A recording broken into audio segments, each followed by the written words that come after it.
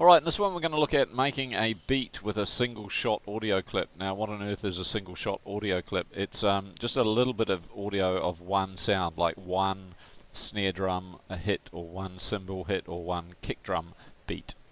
Now you're going to need a collection of these, and it just depends where you've got them from. So I've put a collection for you in so I'm here, Student S Drive Computing CHM Year 10, and there is the audio file there. If you go into there, you'll see this thing single shots, and I recommend that you copy and paste that into your own U drive. So when you see the single shots, you'll see them there, they're all labeled, and if you open one,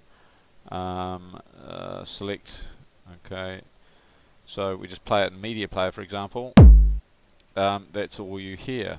So there it is there. Let's play it again. So it's just one single sound. So what we're going to do is use a selection of these sounds and put them together in Audacity to make a beat. Now it's not the easiest way to do this, but it's a good exercise for practicing all your Audacity skills, like moving sound around and working with tracks and things like that. So this is perhaps not the way professionals would do it, but it's a good learning exercise. Alright, let's get started. Right, so here's Audacity, and I'm going to import the tracks. Now each track is going to have a new sound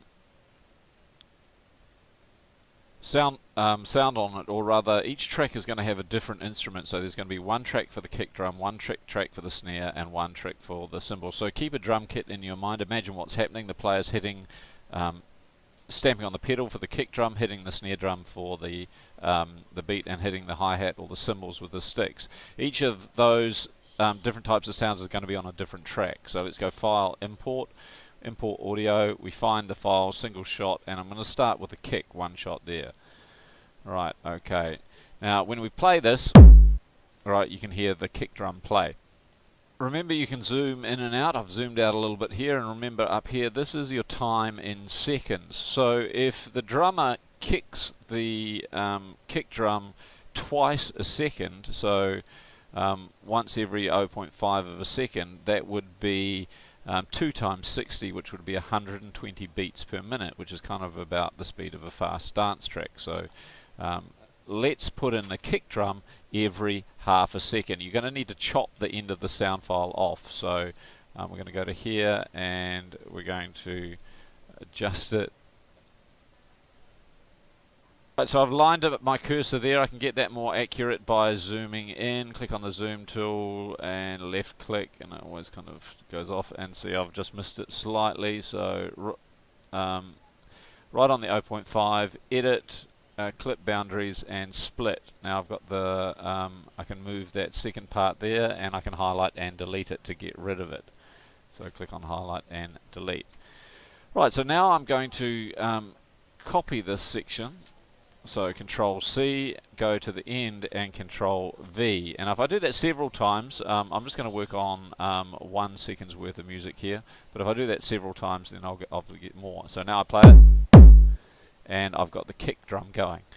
So now my job is, that's a beat, but it's a little bit dull. So now my job is to put sounds in between it to spice it up a bit. And remember, music has a set rhythm, and it has patterns. So you might like to try putting the snare in at 0.2 of a second, or halfway through that particular bar, which is 0.25. So you might go kick drum snare, and then put some of the other sounds that you can find in. Let's have a look at doing that now. So we'll go File, Import, Import Audio, and we've got a kick, hi-hat. Let's hit the hi-hat, shot 1, open that up. And so we're going to position this, the hi-hat, at exactly 0.25 of a second, which is about there. So I haven't done it quite exactly, but that'll do.